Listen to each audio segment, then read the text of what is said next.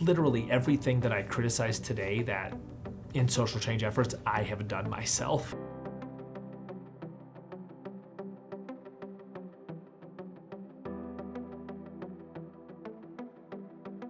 So I grew up in a suburb called Glen Ellen, Illinois. It's 25 miles west of Chicago. I grew up in the 80s and early 90s, and I grew up in a largely white environment, although my little group of friends was pretty diverse. And what I mean by white is not just in terms of majority, but also in terms of kind of culture. And so I'll give you an example. There were lots of foods that we would eat at home that I would never talk about in school, even though I'm super proud of them now and they're very flavorful. And but it's the kind of thing I just never would share at school because I knew people would like turn their noses up and look at me cross-eyed. My grandmother lived with us for a period of time, and she would typically wear saris, Indian clothes, and I would actually be afraid for her to come to school for an event that I was in. I mean, kind of honestly pretty typical stuff and largely innocuous stuff, but things that I was aware of.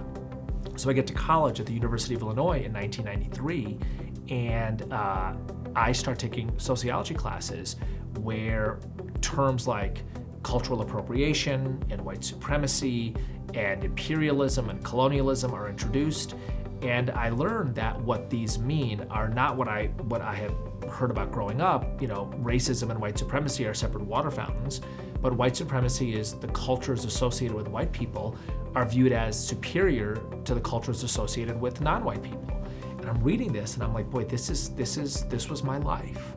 And then you kind of read the activist version of that, right? You go from the kind of intellectual version to Audre Lorde, the activist version, and what it means to be part of a resistance movement. And if you will, I kind of swallowed the pill whole. And I dramatically overstated the case. We should look at the bad things for what they are and look to reduce them, but we shouldn't blow them out of proportion. And that's what I did.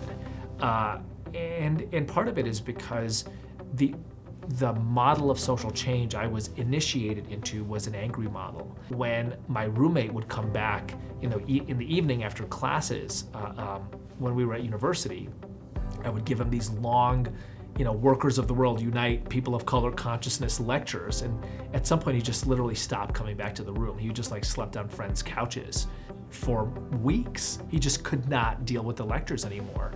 And I had become a character that I did not want to be, but it's very hard to kind of put out the character of yourself and then not live up to it after a while, right? Like at a certain point, I felt like I had to live up to this image that I'd created of myself as this angry activist, even though I didn't want to be it anymore.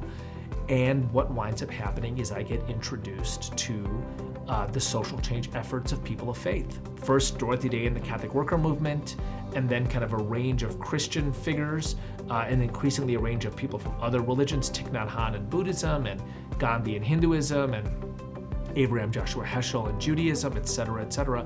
And I basically learned there's a different and better way of doing social change work.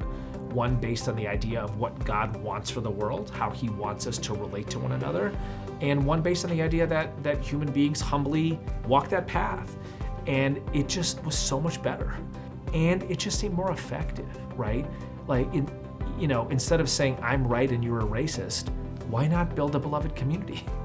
As Martin Luther King Jr. did. So that was a big part of my change. And I actually think we live in an era right now where there's a lot of people who've created, if you will, an angry avatar of themselves, and they don't want to be it anymore, and they're looking for off-ramps.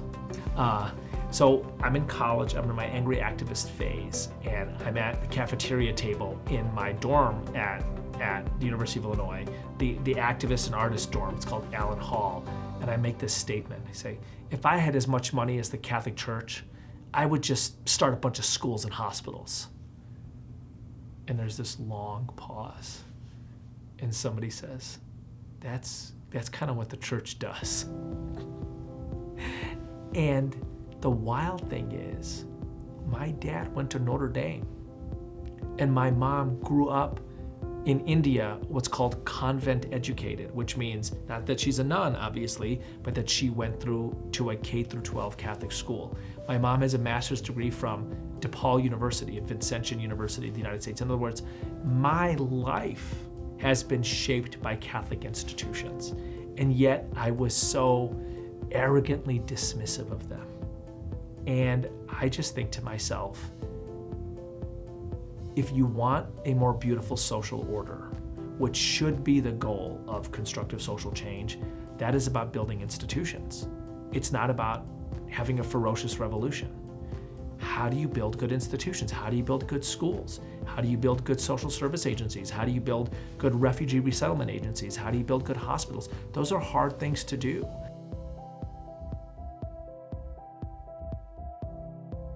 The idea for Interfaith America came to me when I was at a conference at Stanford University in June of 1998. And this was a time when I had kind of tried to put angry approaches to activism behind me, and I was looking for faith-based ways of doing social change efforts, and I was interested in faith-based approaches across religions. So naturally, I get involved in interfaith efforts. And I find myself at this conference at Stanford University in June of 1998, which is an interfaith conference called the United Religions Initiative Global Summit. And it's mostly a group of senior theologians talking from panels and fireside chats, etc. And I was 22 years old and I was bored to tears. And I guess the angry activist was not entirely out of me, because I stood up in the middle of this conference and I raised my fist and I declared all these like very famous senior theologians boring. And I said, where's the vanguard energy? Where's the spirit of social change? Where's the young people? Where's the dynamism? And there was a lot of looks of surprise and shock around. And then the crowd kind of dissipated and went on to the next session. And a woman approached me and said, what you were talking about, that idea of dynamism and interfaith work and young people and social action at the center, that's a good idea. You should build that. And that was in 1998, and we're in 2024, and it's literally, 26, 27 years later, and here I am trying to build an institution. And the vision of Interfaith America now, by the way, it's one of the largest diversity organizations in the country. We focus on religion as kind of a core dimension of diversity work, but not the only one. Our vision is really of a society characterized by four things. Diversity is a treasure. Cooperation is better than division. Identity is a source of pride. Faith is a bridge. Those are the four things that we believe in. A lot of what I write about at Deseret, and a lot of what I speak about in my role as the Impact Scholar at the University of Utah, is constructive ways of doing diversity work. And I love talking about it as a potluck supper. Basically, it's a metaphor or a model for how we should think about diversity work. We should not think about diversity work as a melting pot, where people's identities are melted into some kind of homogeneous goo. And we should not think about diversity work as a battlefield of oppressor and oppressed, or victim and villain. We should think about diversity as a potluck. We should think about a campus as a potluck. We should think about a neighborhood as a potluck. What do I mean by that? I mean, people are invited to bring their dish to the potluck. In fact, you don't have a potluck if people don't bring their dish. And people's dishes are inspired by their identity. And so we are welcoming people's identities to a collective space.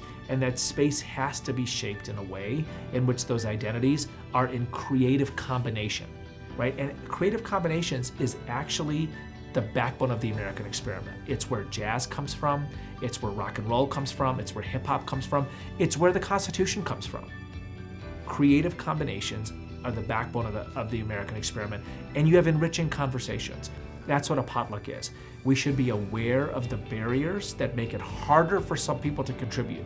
Racism is a barrier. Anti-Semitism is a barrier. Homophobia is a barrier. These are bad things. We should look to reduce those barriers. And we should not define people by the barriers. People are defined by their identities. They're defined by their contributions. As a Muslim, I am not principally a victim of Islamophobia. That is not my identity. My identity is someone who is inspired by Islam. People are the positive dimension of their sources of identity. They're the positive expression of that.